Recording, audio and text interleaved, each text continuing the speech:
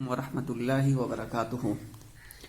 अजीज़ तलबा, आज हम लोग पढ़ेंगे माई हेवन, जो ये पोएम है रविंद्रनाथ टैगोर साहब की। इसको हम लोग पढ़ेंगे।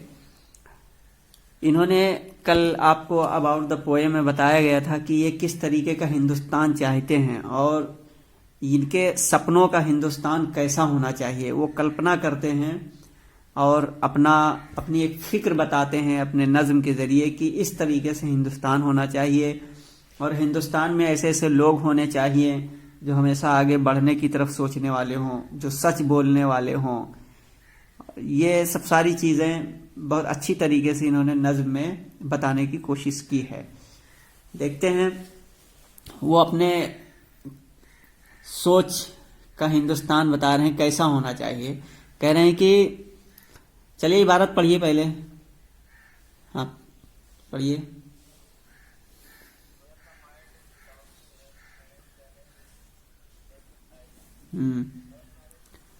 ठीक है। फ्रैगमेंट्स, ठीक है।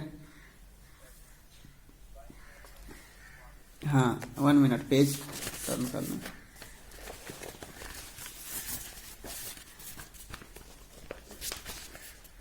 हाँ, चलिए आगे।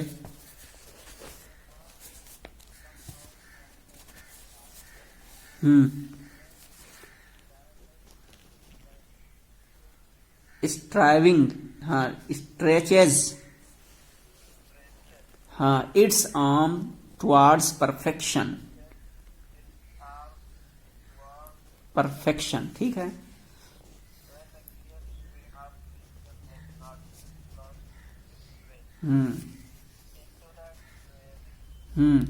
डिरियरी, हाँ, डिरियरी डिजर्ट, हाँ, हैबिट, ठीक है।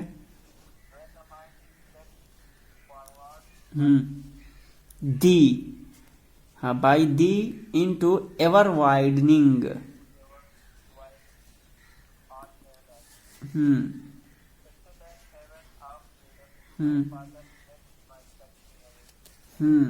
बहुत अच्छे, ठीक है। आइए फिर से देखते हैं एक बार इसका। देखिए, where the mind is without fear and the head is held high, where knowledge is free, where the world has not been broken up into fragments by narrow domestic walls,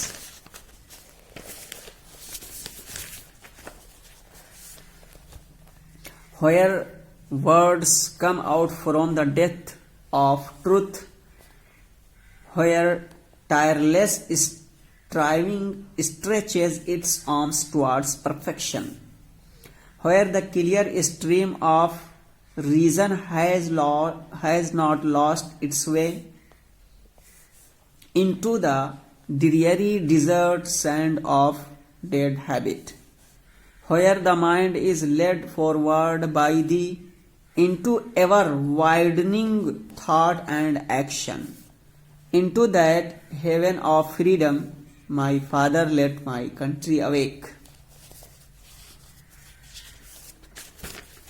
आइए अब हम इसका तर्जुमा देखते हैं। तो रविंद्रनाथ टैगोर साहब कल्पना करते हैं और वो अपने ख्वाबों का हिंदुस्तान इस तरह बताते हैं कि किस तरह उनका ख्वाबों का हिंदुस्तान होना चाहिए। देखिए, वो कह रहे हैं where the mind is without fear and the head is held high। कह रहे हैं कि जहां, यानी उनका मुल्क ऐसा होना चाहिए जहां दिमाग क्या है, बगैर डर के हो। होयर, जहां द माइंड, दिमाग, इज है विदाउट फियर, बगैर डर के। जहां दिमाग बगैर डर के हो, यानी दिमाग जो है भय मुक्त हो, यानी डर से आजाद हो, डर न हो किसी चीज का। And the head is held high, और सर इज्जत से उठा हुआ हो, सर बुलंद हो, ठीक है, इज्जत से सर बुलंद हो। तो वो कह रहे हैं कि ऐसा मुल्क होना चाहिए जहां दिमाग बगैर डर के हो और सर इज्जत से बुलंद हो।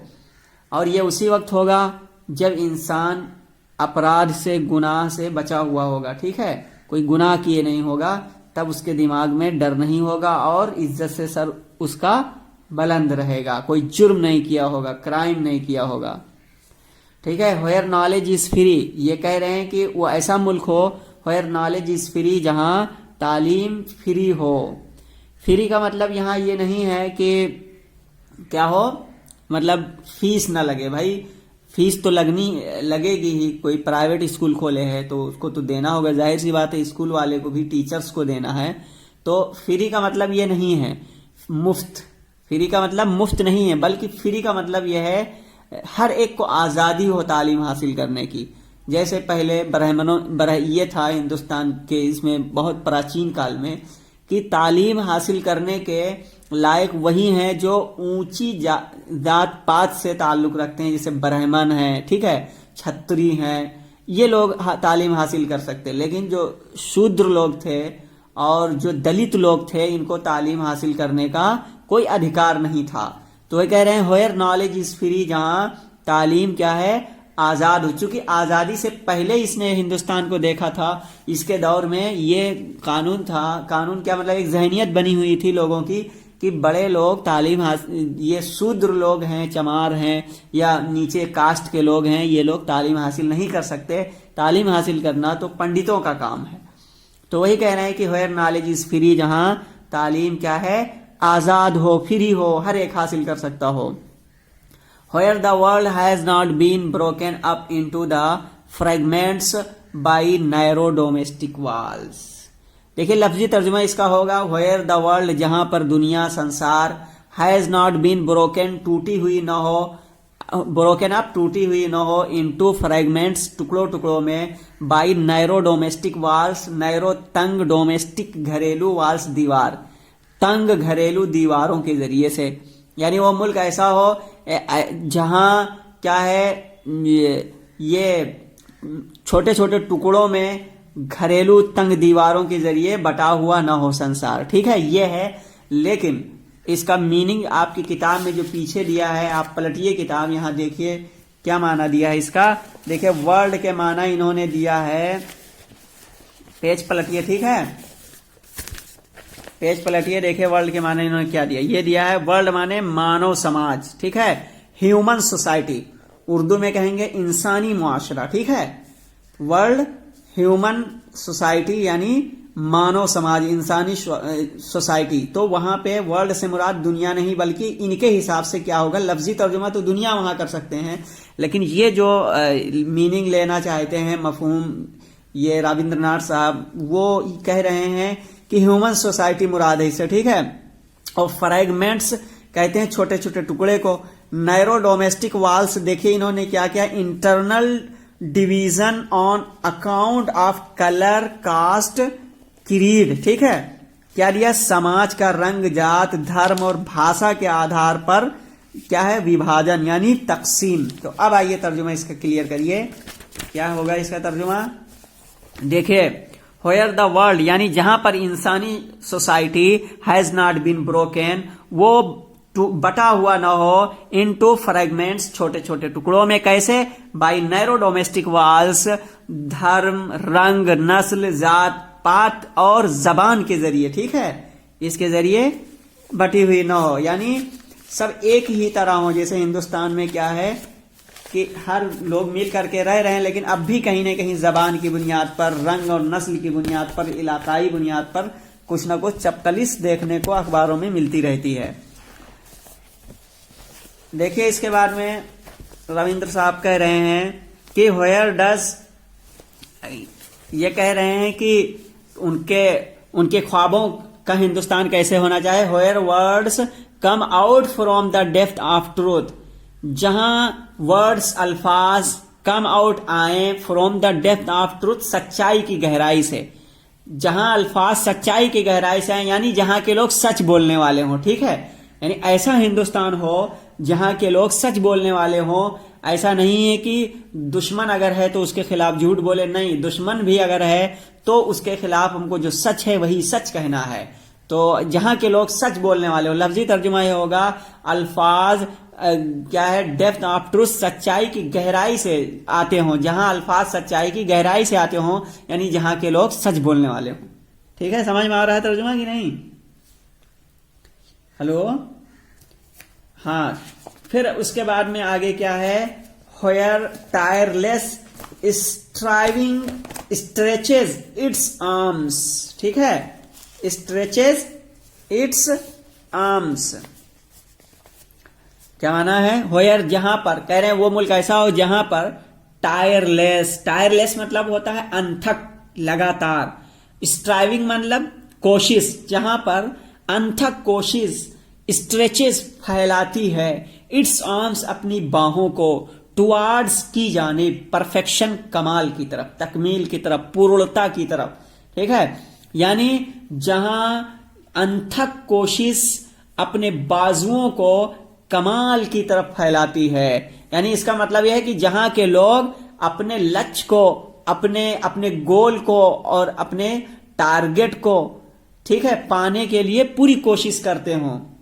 समझ गए? अपने टारगेट को पाने के लिए पूरी कोशिश करते हो, अपने मकसद को, क्या है, मंजिल मकसूद तक पहुंचने के लिए सरेगर्दा रहते हो और पूरी कोशिश करते हो। यकीन मुहकम अमल पे हम मोहब्बत फाती है आलम, ठीक है। तो यकीन भी हो और मुसलसल अमल भी हो और मोहब्बत लगन के साथ वो काम हो। अल्लाह इकबाल ने गोया की तर्जुमानी की थी, where tireless striving stretches it's arms towards perfection, जहां टायरलेस यानी अनथक स्ट्राइविंग कोशिश फैलाती हो अपने बाजुओं को कमाल की तरफ, यानी मकसद की तरफ और तकमील की तरफ, यानी जहां के लोग मकसद को पाने के लिए पूरी कोशिश करने वाले हों, ठीक है। Where the clear stream of reason has not lost its way. यहां देखिए, व्हेयर जहां पर, द क्लियर माने साफ शफाफ, स्ट्रीम माने धारा, ऑफ माने की, रीजन माने अक्लो खिरद, ठीक है। जहां अक्लो खिरद की धारा, हैज नॉट लॉस्ट, खो न चुकी हो, इट्स वे अपना रास्ता, कहां न खो चुकी हो, इनटू द डिरियरी डिजर्ट। डिरियरी मतलब सुनसान, हवलनाक, खौफनाक, ठीक है, सुनसान, डिजर्ट रेगिस्तान, सैंड माने रेत, ऑफ डेफ्थ हैबिट माने पुरानी रीत और रवाज, पुरानी रीत और रवाज के सुनसान रेगिस्तान की रेत में क्या है, अक्ल खिरद की साफ धारा अपना रास्ता न खो दिया हो, ठीक है।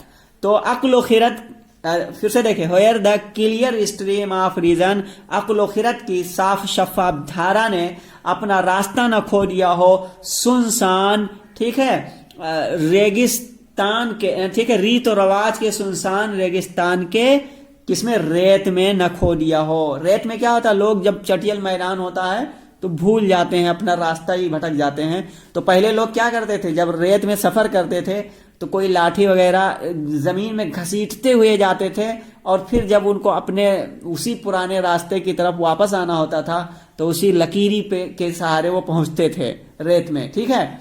तो इसी की तरफ इसमें ये बताना चाहते हैं, नहीं, रेत में आदमी रास्ता भूल जाता है। तो वही कहा है कि अक्लो खिरत की साफ धारा अपना रास्ता ना भूल गई हो, खो दी हो, किसमें, सुनसान, क्या है, डेप्थ से उल्टा तर्जुमा करिए, डेप्थ हैबिट ऑफ, ठीक है, रस्म और रिवाज के, रीत और रवाज के सुनसान रेगिस्तान के रेत में।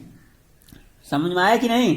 Where the mind is led forward, अब बता रहे हैं जहां पर दिमाग को ले जाया जा रहा हो आगे की तरफ, बाई दी, तेरे जरिए, दी मतलब खुदा मुराद है यहां, तेरे जरिए, इनटू द एवर वाइडनिंग, ठीक है, इनटू द एवर वाइडनिंग मतलब जो है हमेशा आगे बढ़ते रहना, थॉट माने सोच और एक्शन माने अमल, हमेशा आगे बढ़ते रहने वाली सोच और अमल की तरफ तुम्हारे जरिए जहां दिमाग को बढ़ाया गया हो। Where the mind is led, जहां पे दिमाग को ले जाया जाता है तेरे जरिए हमेशा बढ़ते रहने वाले, क्या है, सोच, फिक्र और अमल की तरफ। यानी मुराद ये है यहाँ पे जहां के लोगों की सोच और अमल क्या है, बढ़ती रहती हो। इसके बाद देखिए, into the haven of freedom, तो आजादी की इस जन्नत में, माई फादर, यहां माई फादर से मुराद मेरे खुदा, तो आजादी की इस जन्नत में ऐ मेरे खुदा, लेट माई कंट्री अवेक, मेरे मुल्क को आगे बढ़ने दे। अब एक माने जागना, ठीक है, मेरे मुल्क को बेदार कर दे। तो आजादी के ऐसी जन्नत में ऐ मेरे मौला मेरे मुल्क को बेदार कर दे या मेरे मुल्क को आगे बढ़ने दे।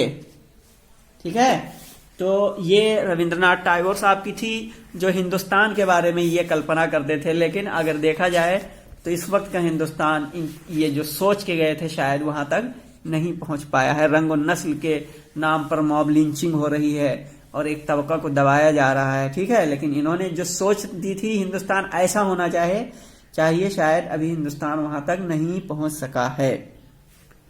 इन्होंने ही जनगण मन अधिनायक जय वाला ये लिखा था। ठीक है, राष्ट्रगान।